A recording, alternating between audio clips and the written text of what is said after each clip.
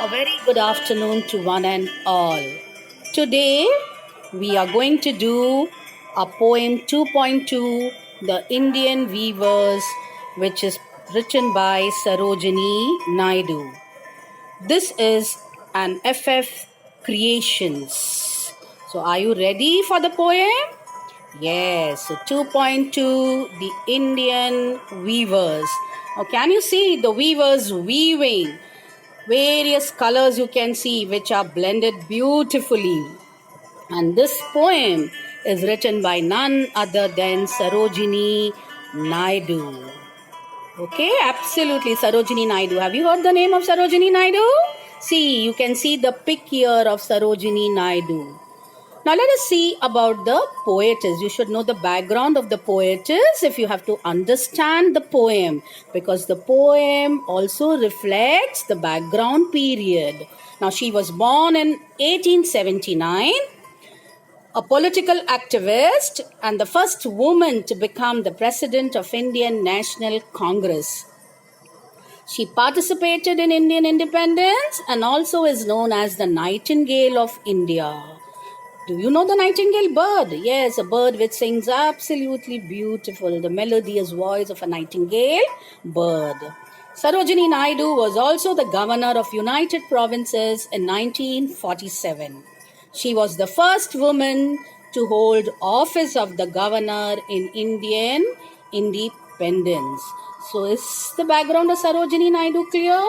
Now, why are we doing the background? As I told you, background is very, very important because the idea will be basically set, the poem idea will be basically set on that background. Now, let's see about the poem. In short, here the poet talks about three type of garment that the weavers weave at three particular times of day for three occasions. Every stanza in the poem depicts various stages. Now, can you see here? See the first cloth. What does it represent? That of a child. See the second, colorful saris. It looks like some grand occasions like marriage. See there, again, the last picture. See the coat and the hat, and see this white color cloth. Where is the white color cloth used basically? When do we use it? At the end, basically to cover a dead body. We will see in the poem how all these colors are beautifully used by the poet in her work. Absolutely, it adds beauty to the poem when various colors, and these colors represent the various moods that are related to various events that are described in the poem. There are various events which are described in the poem, and the various colors given in the poem depict the mood of the various events. All events don't have the same mood, isn't it? So here various moods are reflected through the various events that are shown in the poem. The first the first stanza deals with the birth of a child, which we call as childhood. Okay. The second stanza deals with marriage. Marriage basically adulthood. The period of your life is adulthood. And the third deals with death, that is old age. And can you see here the beautiful colors which are given here? Yes. What does these color represent? I already told you. They represent the mood of the people at the various occasions which are described in the poem. Yes, the moods. Now let us see what the poet is trying to say to us in the first stanza. Now we come to the first stanza and let us see what is the idea that is given behind the first stanza. Now in the first stanza, the weavers are weaving early in the morning. What is the time of the day? Early in the morning, at the dawn, you can see. And the weavers look very, very happy at this early morning time. And the poetess is very curious, very eager to know that what are they weaving early in the morning, and why do they look so happy that they are enjoying their work. The happiness is flashed on their face. When you look at a person, through the face, through the eyes, you can read about the emotion of that person. And here, the poet is seeing that they all are happy while doing their work early in the morning. And therefore, she's asking the weavers, okay, what are you doing early in the morning? And you all look happy. What is the reason beyond it? Now the weavers reply that they are weaving blue color clothes. What color? Blue color. And for whom are they weaving this blue color cloth? They are weaving this for a newborn baby. Or for a newborn child, they are weaving this blue color cloth. And the color of the garment, the color, what is garment? A garment is nothing but a cloth. Okay. They are weaving this garment which is representing the color of the wings of an halcyon bird. You know, the wings of the halcyon bird is blue color. See here, there is a pic of an halcyon bird. This is an halcyon bird and blue color wings. And similarly, the baby's clothes are also blue. So which period is the poet depicting? Yes, the period of childhood. That is the birth of the child. So is the first stanza clear? Yes. Shall I proceed to the second stanza? Okay, good. So we proceed to the second stanza. Now let us see what the poet is trying to tell you in the second stanza. As I told you, remember right in the beginning, 3 different times and 3 different occasions are mentioned in the poem. Okay, so now we move on to the second stanza. The second stanza again, the weavers are weaving. And what time of the day it is? It is night. And the weavers are weaving in the night. Again, the poet is very curious and she wants to know the reason. Okay, why she wants to know the reason? Because they are weaving and the garments look very, very attractive. Absolutely bright color garments they are weaving. So she's curious. She wants to know for whom are they weaving this garment and at late at night. So she wants to know the occasion. For whom are they weaving and for what occasion are they weaving it? Okay. So the weavers tell her that they are weaving this for the occasion of marriage. For what occasion? Marriage. And these clothes which they are weaving, they are bright in color, and the brightness of the cloth is compared to that of a feather of a peacock. Have you noticed the feather of a peacock? Yes. What color do they have? They have purple and green. Absolutely right. They have the purple and green color. And the reason which the weavers give is they are weaving it for marriage. For marriage, you need bright color clothes which stand out, which are very, very attractive. See here the peacock feather and see the colorful marriage attire, the marriage clothes. Yes, because you all need to look very pretty, no? Yes, colorful garments, absolutely eye-catching. So is the second stanza clear to all of you? Understood? Very well. Shall I proceed to the next? Okay, fine. We move on to the third stanza. Now in the third stanza, the weavers seem to be sad, absolutely solemn. They're very, very sad.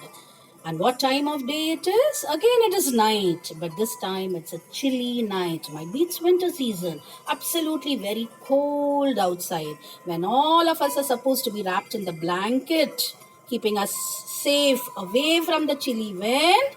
But here the weavers are not doing like that. You know, at night, without taking care of their health, without bothering for the chilly wind outside, they are weaving. But this time, like both the occasions, they don't seem to be happy. Okay, they seem to be dull, they seem to be gloomy. So the poetess is wondering, why are they like this? So she's asking them, what are they weaving? And what are they weaving? They're saying they are weaving white color clothes, which look like the feather and clouds. They say that they are weaving a garment which is used to cover a dead body. See the white color, just like a feather, absolutely pure white. The white color clouds, you know, when the sky is very clear, you can see the white clouds passing by. And then finally, this white color cloth is used to cover a dead body. And white is also a symbol of peace. Okay, so that is what she is saying. So which are the 3 stages? Childhood, Then you had the adulthood, and lastly we have the old age. Now this is the symbolic meaning of the poem which we are going to do. Now what is the symbolic? The inner meaning of the poem. The three different stages are nothing but the cycle of our life. You know that everyone who is born on this earth has to die one day or the other. None of us can escape death. When we are born, we have to die one day or the other. So this poem is very symbolic. Okay, it shows a cycle of life and death. Now, already we have seen the various colors, and what does the various color represent? I told you right in the beginning, they represent the mood. There are two moods which are very happy. When we had the blue color, then we had bright colors. Again, that's a symbol of happiness. And last, absolutely sorrow. And that is why a white color imagery has been used. And the poet has beautifully blended these colors together, beautifully mixed those colors. And she has given you an imagery, and she has also heightened the effect of the poem. The inner meaning of the poem is raised to a certain extent with the beautiful blend of the colors. This is one of an important trait of Sarojini Naidu. In the old course, we had a poem, the Indian Bazaar, the bazaars of Hyderabad, where again she has depicted using various colors, and actually this color adds beauty to the poem. The bazaars of Hyderabad, how lively the bazaars of Hyderabad was, and how different colors has been used. The same type she has used over here. Now here you can see, as I told you, once we are born, we have to die. So can you see the cycle over here? Human cycle over here. Yes, the fertilized egg, then the egg is developed into a fetus, then you have the baby, the child, the teenager. Now you all are in this particular thing. Then the adulthood, old age, and finally death. Absolutely, that is a life circle, and everybody has to pass through these cycles. Now let's see some images of the weavers weaving. See here, beautiful. Have you ever visited a Palum? No? Then we have to visit once. Let's see if we can make it, and we can show you. I can show you how the weavers weave there. It's absolutely a painstaking job. It's not very easy, you know. Okay, so is the poem clear to all of you? Yes. So now what is the next step which we will do? We will try to find out the figurative use of the poem, that is the poetic devices. And what are the poetic devices that we come across this poem? These are the main poetic devices which are available in the poem. You have the metaphor. What is metaphor? An indirect comparison. Yes. Then we have the next figure of speech, that is simile. And what is simile? Yes, direct comparison using the words as and like. And finally, we have interrogation. What is interrogation? Just asking questions. You see, the poet has been asking questions to the weavers that what are they doing? Okay? Yes. And then this poem has got a beautiful rhyme scheme. And what is the rhyme scheme of the poem? A-A-B-B. Yes, A-A-B-B. Now, what are the rhyming words? Absolutely very easy to locate. Day, game.